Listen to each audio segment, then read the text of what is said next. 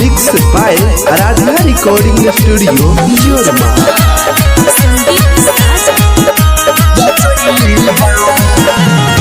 चाचा हो चाचा सुनो ये गोकू से खबरी नोट के बारी सोई छोइले बाबदरी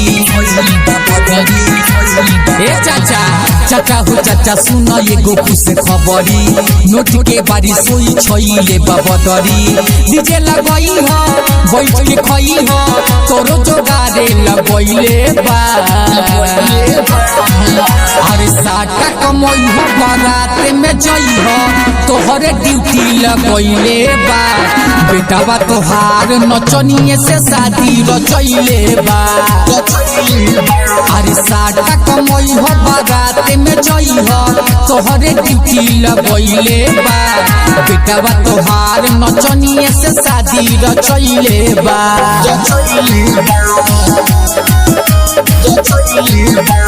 mix by Aradhana recording studio जोरमा। नची आइल रहे उहे गाँव में रहे उ चुन मुनिया हो 16 उम्र रहे कम सिंह जवानी देखे में लागे नदिया हो।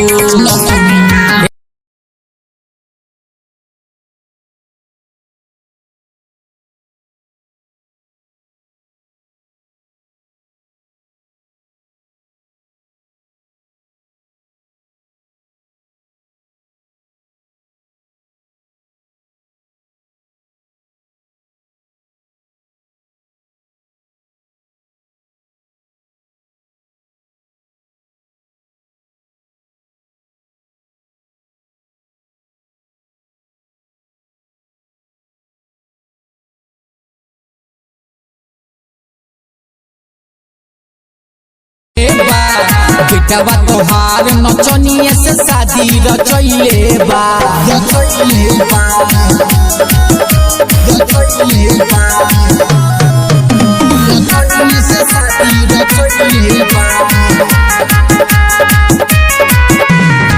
रही जमान लइका शादी न कइल एही से खटाना घटल बा नाची पतो अबे बैठ के खई हो तोहरो किस्मत चमकल बा। ए चाचा रही जमान लइका शादी न कइल एही से खटाना घटल बा नाची पतो अबे बैठ के खई हो तोहरो किस्मत चमकल बा। अजनबी जहर गौरी शंकर गाके रोशन बिहारी बतावता अरे साटा कमई हो बारात में जई हो तोहरे ड्यूटी लगइले बा बेटावा तोहार नचनिए से शादी रचइले बा।